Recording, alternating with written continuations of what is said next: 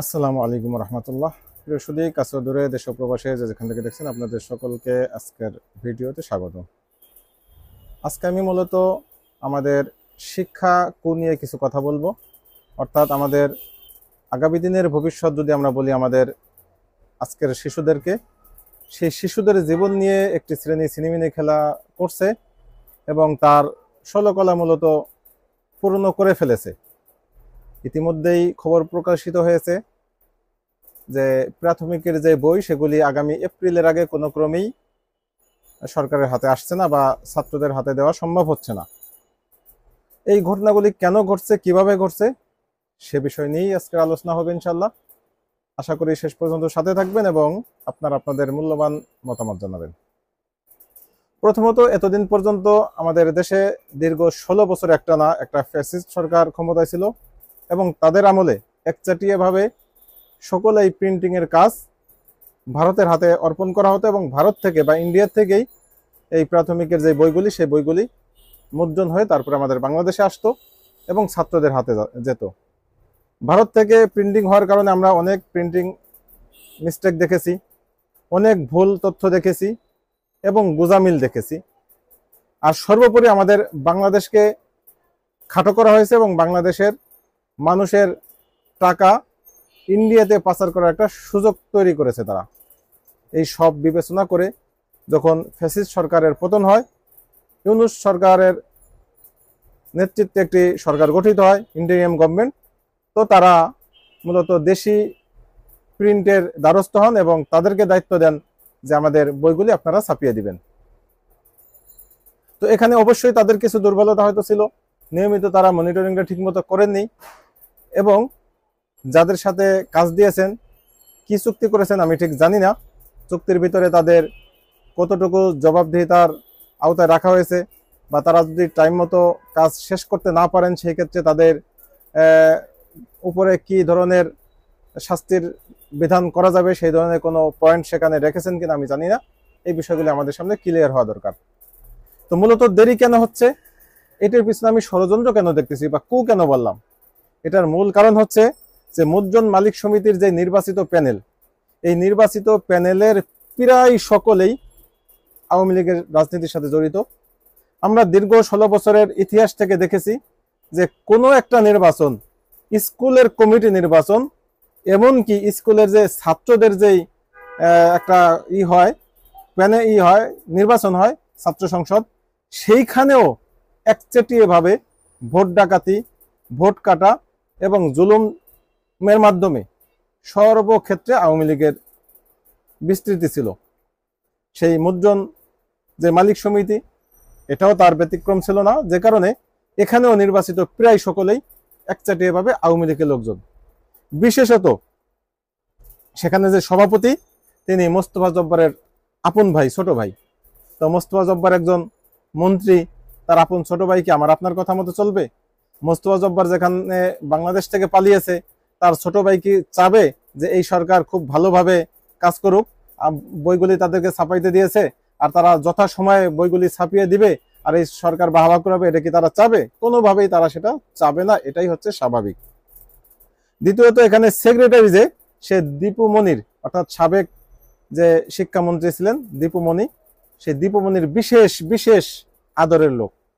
তো এই লোকদেরকে দিয়ে আপনি কিভাবে আশা করতে পারেন যে আপনি সার্থকতার সাথে আপনি টাইমলি আপনার কাজ উদ্ধার করতে পারবেন? তারা তো সবসময় চেষ্টা করবে যে কোনোভাবেই হোক এই সরকারকে চাপে ফেলা এবং এই সরকারকে আটকে দেওয়া, জনগণের মাঝে সরকারকে একটা জবাবদিহিতার কাঠগড়ায় দাঁড় করানো, যার জ্বলন্ত প্রমাণ এই বর্তমান অবস্থা যে ডিসেম্বর মাস শেষ, আজকে 26 তারিখ চলে যাচ্ছে, অথচ বইয়ের বোধহয় 20 ভাগের 1 ভাগ বইও বোধহয় ছাপানো হয়েছে কিনা সেটা নিয়ে সন্দেহ। মুদ্রণ মালিক সমিতির ভাইস চেয়ারম্যান জুনায়েদ আল হাফিজ, তিনি বলেছেন যে এপ্রিলের আগে কোনো ক্রমেই বই তাদেরকে দেওয়া সম্ভব না। এদিকে এনসিটিসির চেয়ারম্যান ডক্টর রেজাউল হাসান বলেন, মুদ্রণ মালিকেরা পরিকল্পিতভাবে এই কাজটি করছে। এই যে পরিকল্পিতভাবে করবেন, এই বিষয়টা নিয়ে যদি আমি দু একটি কথা বলতে চাই, যে আজকে দেখলাম আসিফ মাহমুদ গতকালকে শেষ রাতে তাহাজ্জুদের টাইমে তাহাজ্জুদ গুজারিরা যেভাবে আমাদের সচিবালয়ে আগুন দিলেন, সেই ঘটনার পরে আসিফ মাহমুদ বললেন যে চক্রান্তকারীদেরকে কোনো ছাড় দেওয়া হবে না, এক চুল ছাড়ও দেওয়া হবে না। চক্রান্তকারীরা চক্রান্ত করে যাবে, আমাদের ক্ষতি যা করার করে যাবে, তারপর আপনি ছাড় দিলেই বা কি না দিলেই বা কি। চক্রান্তগুলি আগের থেকে কেন রোধ করা যাচ্ছে না? কেন সেগুলি তথ্যগুলি আমরা আগের থেকে পাচ্ছি না?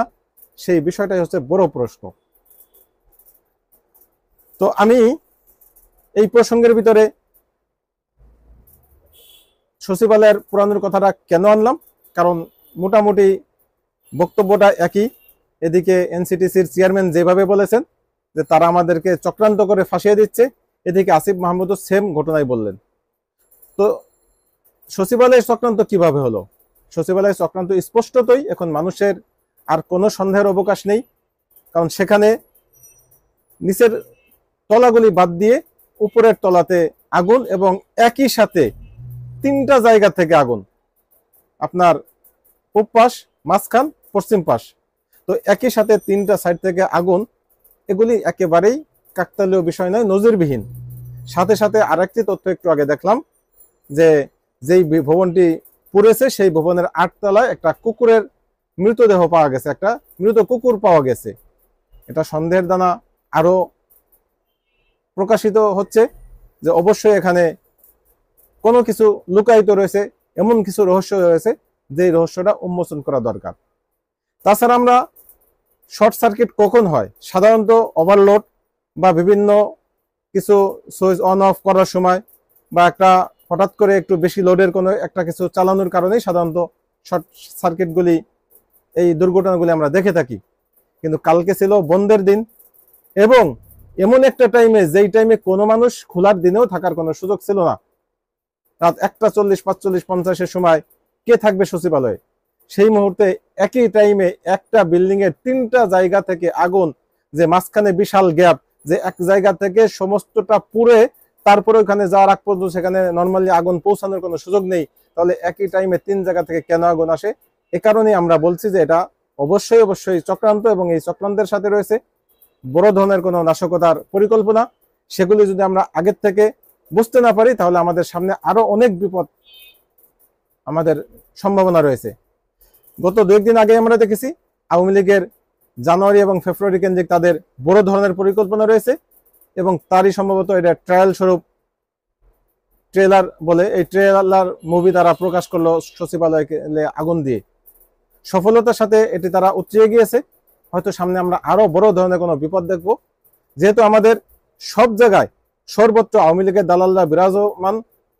কোনো একটা জায়গায় ঠিকঠাক মতো কাজ করতেছে না, কোনো একটা সরকারি কোনো প্রতিষ্ঠান ঠিক মতো চলছে না বা স্বাভাবিক গতিতে এগোচ্ছে না। বিশেষত প্রশাসন, আপনি প্রশাসনের বর্তমান যে ভূমিকা, সেগুলি স্পষ্টতই আমাদের সবার নজর কাটছে, যে তারা তাদের যেই স্ট্যান্ডার্ড বা তাদের যেই স্বাভাবিক গতি, সেই গতিতে তারা কাজ করছে না, বা এই সরকারকে তারা বিপদে ফেলার জন্য সহযোগিতা করছে না। আমি গতকালকের আরেকটি নিউজ, গতকালকে নয় আজকেরই আর একটা নিউজ আমি দেখলাম ইনকিলাবে, যে গোপন তথ্য ফাঁস করলেন পুলিশ কর্মকর্তারাই।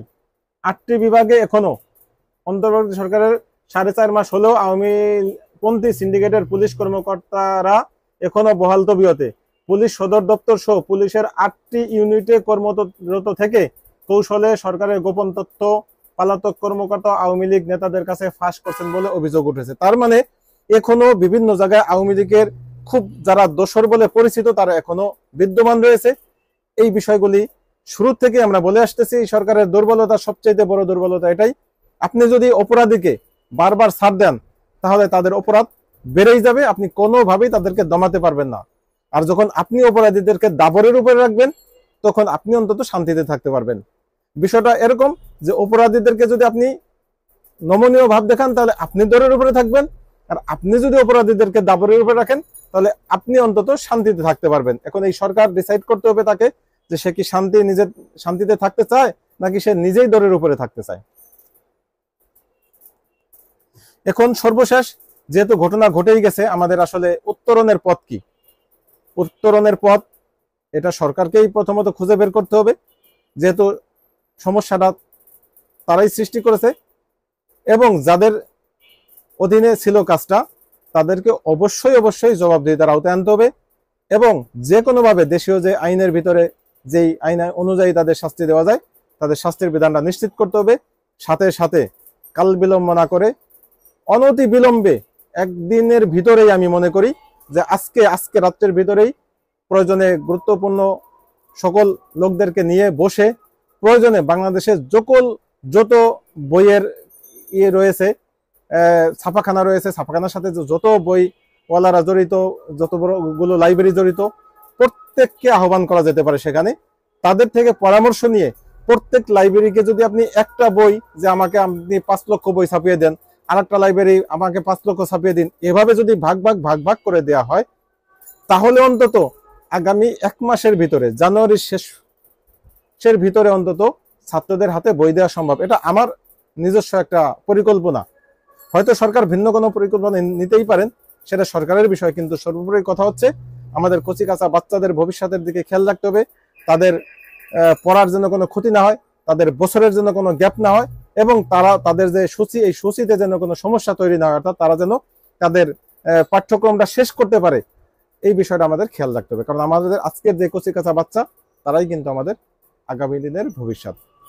আমি সেই কচি কাঁচা বাচ্চাদের সুন্দর জীবন কামনা করে আজকের মতো ভিডিওটি শেষ করছি। ভালো থাকবেন। আল্লাহ হাফেজ।